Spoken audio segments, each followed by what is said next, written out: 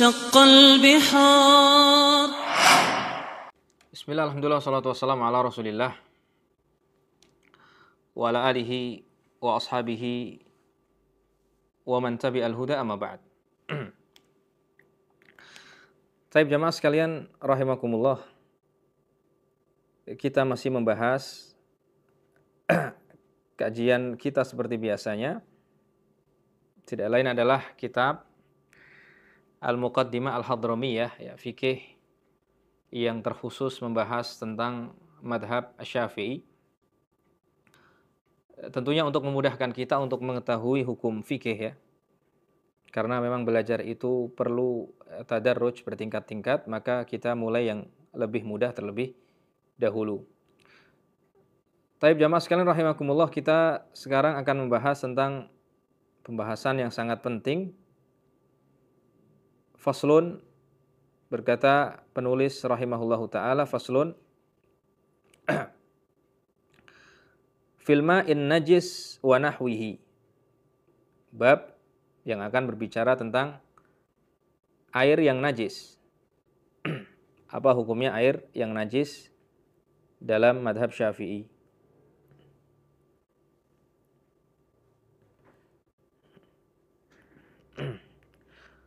Taib jamaah sekalian rahimakumullah, kita baca di sini.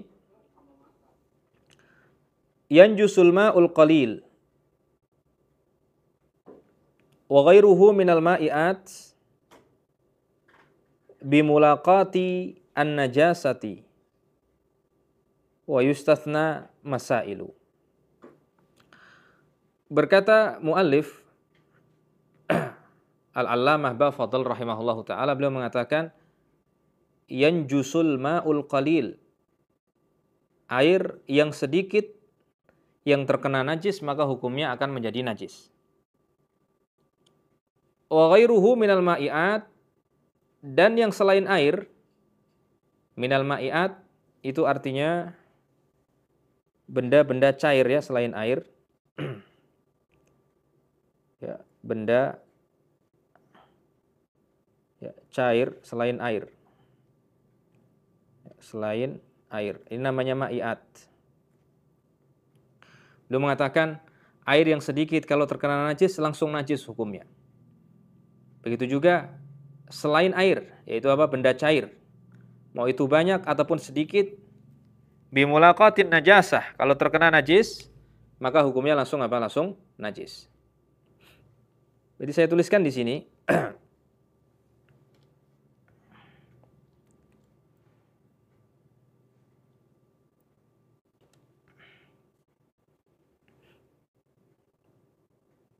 hukum air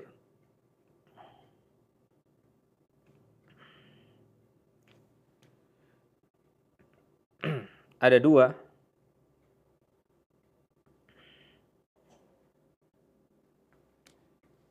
Yang pertama, al-ma'ul qalil.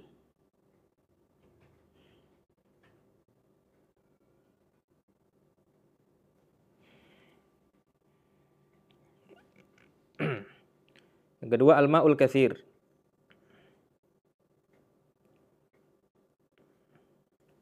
Al-ma'ul qalil itu artinya air sedikit, air yang sedikit. Adapun al-ma'ul katsir, air yang banyak.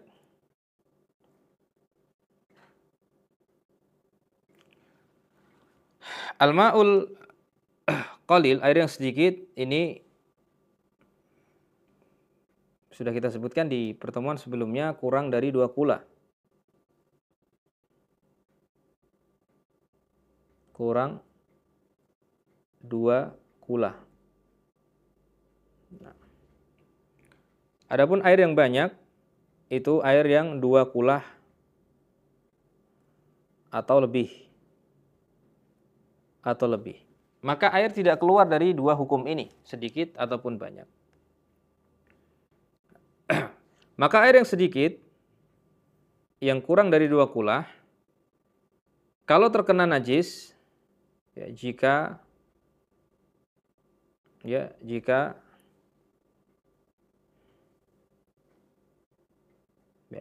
terkena najis,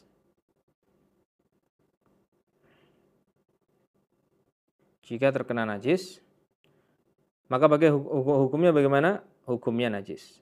Maka ya, saya tulis di sini besar, maka hukumnya najis.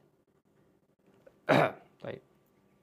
Ini air yang sedikit kalau terkena najis, hukumnya najis. Ya, hukumnya apa? Najis. Meskipun tidak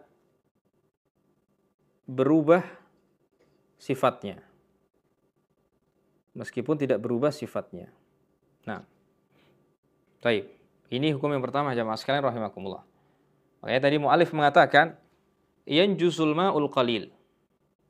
Air yang sedikit akan najis bimulaqatin najasati, dengan terkena najis. Secara otomatis akan najis meskipun tidak berubah sifatnya.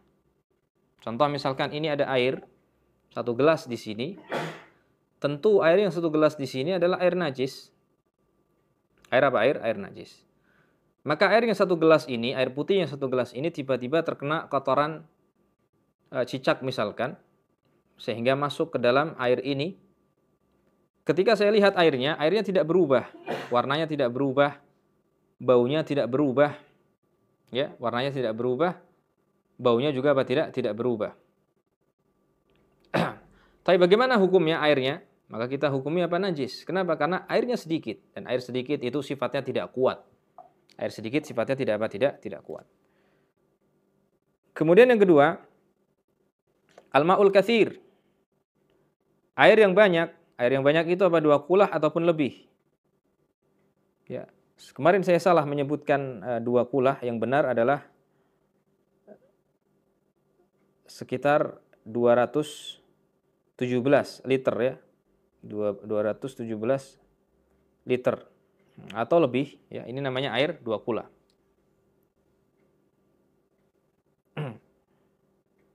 Nah, taib air yang banyak 2 kula ataupun lebih kalau terkena najis bagaimana hukumnya? Saya tulis di sini jika terkena najis bagaimana hukumnya? Maka hukumnya ada 2. Ya, hukumnya ada 2. Saya kasih 2. Hukum yang pertama, jika berubah sifatnya,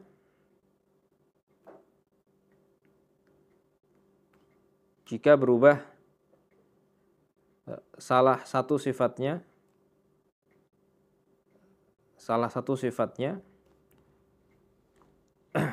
seperti kita kasih tanda kurung, seperti bau atau rasa atau warna. Nah, berubah salah satu sifatnya, baunya atau rasanya atau warnanya. Maka bagaimana hukumnya? Maka hukumnya najis. Akhirnya hukumnya apa? Najis. Karena sudah berubah salah satu dari sifatnya. Nah, keadaan yang kedua jika tidak berubah. Jika tidak berubah ya. Jika tidak berubah sifatnya, jika tidak berubah sifatnya, maka bagaimana hukumnya? Hukumnya suci. Ya, hukumnya apa? Suci. Nah, hukumnya suci. Kalau tidak berubah sifatnya, maka hukumnya apa? Hukumnya suci. Saya contohkan jamaah sekalian rahimakumullah, misalkan ada air yang 2 kulah ataupun lebih, atau air yang ada di kulah pada umumnya ya, atau air yang ada di kolam renang lah. Air yang ada di kolam renang. Air yang ada di kolam renang itu berapa ukurannya? Tentu lebih dari 2 kulah. Tentu lebih dari 2 kulah. Berarti air katsir atau qalil? Katsir, air banyak. Tapi sekarang pertanyaan, ya. Ada orang yang iseng kemudian setelah berenang dia tidak buang air besar di WC, akan tapi buang air besarnya di mana? Di kolam renang. Ya, sehingga mencampuri air kolam renang tersebut. Tanda kutip kotorannya mencampuri. Bagaimana hukum airnya? Maka yang pertama kali dilakukan adalah cium baunya. Kalau baunya berubah, air kolam renang tersebut berubah menjadi bau kotoran, maka kita hukumi air tersebut hukumnya apa? Najis. Karena berubah salah satu dari sifat sifatnya. Atau rasanya, ya, yang tadinya tawar misalkan agak asin. Tapi jangan dirasakan juga. Dikira-kirakan saja. Kira-kira ini berubah nggak rasanya? Panggil ya orang yang ahli dalam bidangnya, dalam bidang yang menerka-nerka bisa. Kira-kira ini bau rasanya. Rasanya berubah menjadi asin dikarenakan kotoran tadi misalkan. Maka dihukumi najis juga. Atau warnanya, ya. Atau warnanya, misalkan warnanya berubah menjadi kuning, tadinya airnya bening, setelah tercampur kotoran airnya berubah menjadi kuning, berarti najis, jelas. Meskipun airnya banyak, meskipun airnya banyak. Kenapa? Karena sudah berubah salah satu dari sifatnya. Tapi kalau ternyata tercampur oleh kotoran, tapi tidak berubah salah satu dari sifatnya, baunya tidak ada, warnanya masih jernih, gitu kan? Rasanya masih tawar, maka kita katakan airnya masih suci. Airnya masih apa? Masih suci. Ini ringkasan ya hukum air yang terkena najis. Berarti intinya kalau airnya sedikit terkena najis langsung najis. Tanpa kita lihat ya apakah berubah warnanya, apakah berubah rasanya ataukah berubah baunya. Langsung najis. Ya, langsung najis meskipun tidak berubah sifatnya. Tapi kalau air yang banyak tadi ada tafsilan perinci yang sudah kita sebutkan. Nah, jamaah sekalian rahimakumullah, kita kembali kepada kitab. Qala al-mu'allifu rahimahullahu ta'ala, yanjusul ma'ul qalil, air yang sedikit itu akan najis. Wa ghairuhu minal ma'iat, dan benda cair selain air. Bimulaqatin najasati, akan najis hanya dengan terkena najis. Maksudnya akan langsung najis seketika kalau terkena najis, meskipun tidak berubah sifatnya.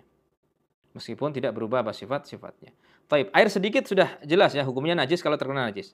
Tapi sekarang al-ma'iat di sini disebutkan benda cair selain air hukumnya najis juga kalau terkena najis. Taib. Sekarang pertanyaan, benda cair di sini maksudnya benda cair yang sedikit atau banyak? Maka saya tulis di sini benda cair sedikit ataupun banyak, sama saja. Pokoknya kalau ada benda cair yang selain air, benda cair selain air, mau dia sedikit atau banyak, ya, kemudian terkena najis, maka bagaimana hukumnya? Najis. Contoh misalkan, saya punya madu 1 ember, pengusaha madu misalkan. Saya punya madu 1 ember. Kemudian madu saya terkena najis. Terkena air kencing lah. Ya, atau terkena najis yang lainnya. Baik, madu ini ma'iat, benda cair. Banyak atau sedikit? Banyak. 1 ember itu banyak termasuknya. Tapi bagaimana hukumnya? Najis. Ya, madunya menjadi apa? Najis. Hukumnya menjadi apa? Najis. Ini fikih yang berkaitan tentang benda cair. Mau itu sedikit mau banyak, kalau terkena najis hukumnya apa? Najis. Baik, ada orang yang bertanya, Ustadz, kenapa benda cair mau sedikit mau banyak itu hukumnya seperti air yang sedikit, terkena najis langsung najis? Maka para ulama menyebutkan illah ataupun sebabnya dikarenakan biasanya ya benda cair selain air ya seperti minyak dan madu dan semisalnya itu biasanya ditutup. Maka ketika benda cair tersebut seperti madu ataupun minyak goreng tidak ditutup, itu berarti namanya taksir. Ya, ataupun kelalaian dari pemiliknya. Sehingga yang harusnya ditutup tidak ditutup. Sehingga kalau terkena najis hukumnya apa? Najis. Ya, hukumnya apa? Najis. Nah, taib, itu sekilas dari hukum apa? Hukum ma'iat ataupun benda cair. Kemudian permasalahan selanjutnya, kita sebutkan tadi, hukum air yang sedikit kalau terkena najis, berbeda dengan hukum air yang banyak. Kalau air yang banyak ada perinciannya. Kalau berubah sifatnya najis, kalau tidak berubah sifatnya maka tidak najis. Apa dalilnya? Dalilnya ini. Nabi SAW bersabda, "Idza balagal ma'u al-qullataini."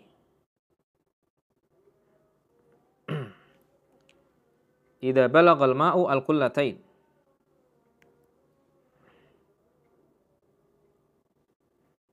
Jika air itu ukurannya sudah mencapai 2 kula, kata Rasulullah, lam yahmil al-khobas. maka dia tidak akan membawa najis. Ini dalilnya. Maksudnya apa? Jika air itu ukurannya 2 kulah ataupun lebih, tanda kutip, airnya banyak, lam yahmilul khobath. Maksudnya dia tidak akan membawa najis. Tanda kutip, airnya sifatnya kuat. Ketika kita katakan airnya sifatnya kuat, kapan dikatakan najis? Kalau berubah salah satu dari apa sifatnya. Berarti kalau tidak berubah salah satu dari sifatnya, maka airnya tetap suci. Ya, tetap suci. Nah, ini dalil dari Nabi Shallallahu Alaihi Wasallam, sehingga ulama Syafi'iyah membagi air menjadi 2, qalil ataupun apakah kathir. Kenapa? Karena Rasulullah mengatakan air yang banyak itu sifatnya kuat. Adapun air yang sedikit itu sifatnya tidak kuat. Nah, sehingga air yang sedikit terkena najis langsung najis. Adapun air yang banyak terkena najis tidak langsung najis, kecuali berubah salah satu dari apa sifatnya. Itu pendalilan dari ya madhab Syafi'i rahimahullahu taala. Nah,